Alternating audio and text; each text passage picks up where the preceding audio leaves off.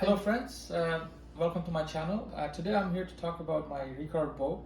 This is a beginner bow. It's a great bow for people who are starting out or people, intermediate shooters who want to improve their form and want to get into a bow or get a bow that's easier to shoot, to exercise and activate those muscles that you need in order to shoot well with good form. So this is a good bow for starters. This bow is only 20 pound draw weight, but this one is excellent for shooting with good form. Like if you want to get your body used to having, used to being able to shoot with good form, you need something of a lighter bow, lighter draw weight, so that you can focus on your form more than the draw weight of the bow. So if you're drawing too much, for example, if you're drawing too much weight with the bow, you might not be able to activate those muscles that are needed in order to have good form. You might be compensating, you might be overcompensating using other muscles to kind of compensate for the amount of strength it needs to draw a very heavy bow. So this is a great bow if you were starting out and you want to work on your form. This is the Wildcat limbs riser. This is a 20 pound draw weight. If you look at it, it says it right here.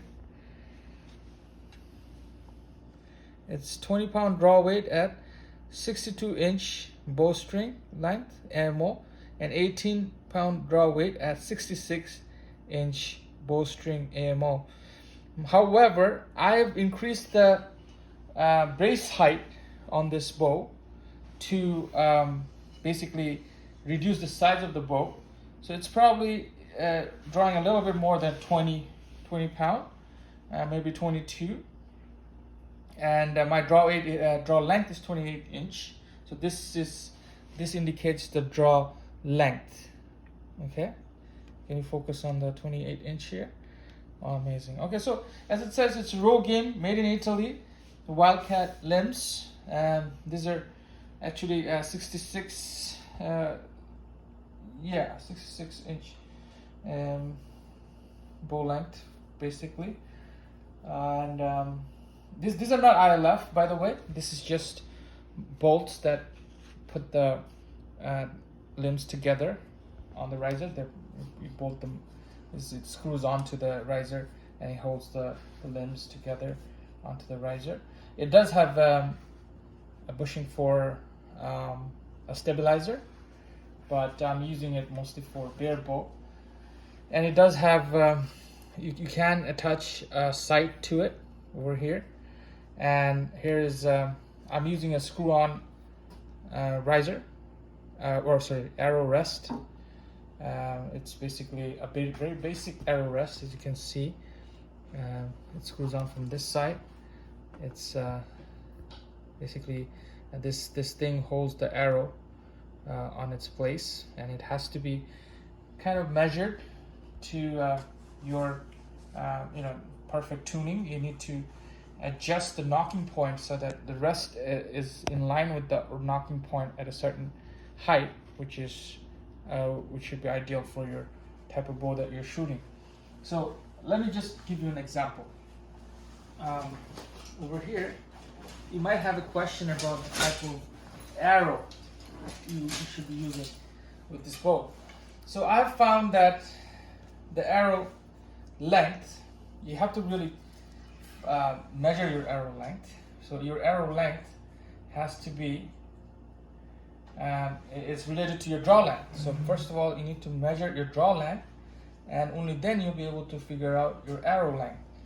And your arrow length should be about a couple of inches more than your draw length, so that the tip of the arrow, when you're at full draw, will not fall away or fall behind the rest.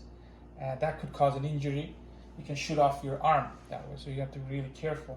So mine is about 31 inches long, this arrow, and it's very important to make sure that the knocking point and the arrow rest are lined up correctly and the distance from the bow itself and the arrow is perfect, so that it's not, the arrow is not sitting too far away on the rest, that it creates an angle which will end up making your arrow go the wrong way than what you intended.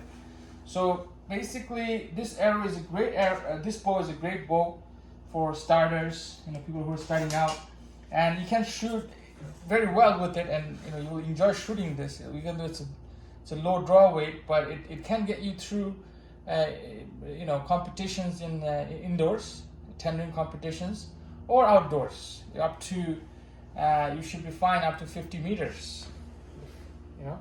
So I don't see any reason why people shouldn't get this bow. Even it's a very low cost bow. I bought it for only $80 from Facebook, believe me or not, and it's been with me since then, and I'm practicing with this a lot, and my form has gotten better because of the time I spent with this bow. And now regarding arrows again, you might be wondering what type of arrows you should get for this. Well, that's a good question. I find that the best arrow spine is, I already mentioned the length, the draw length. The length of your arrow is very important. You want to measure your draw length and then add a couple of inches to that to make your arrow that size. So for example, my draw length is about 28 inches. So I add a couple of inches to that. So I normally cut my arrows at 31 inches. And the spine, this arrow spine, it should be, I'm shooting about 600. It shoots the best with 600. I tried 630. It's smaller diameters that don't work. So this is the diameter I shoot. Any smaller than that is it doesn't fly very good on this one. And the spine is 600 is what I tried. 600 shoots the best with this one. I've tried 630 as well, and it doesn't work that well. Okay, so that's everything. So guys, if you like this video, share, like, and if you have any questions, you can ask me at the bottom in the comments, and I'll try to answer any questions you have. So again, this bow is Recurve, made in Italy, at 28 inches, 20-pound draw weight, Monden's Wildcat limbs. Thank you very much for watching.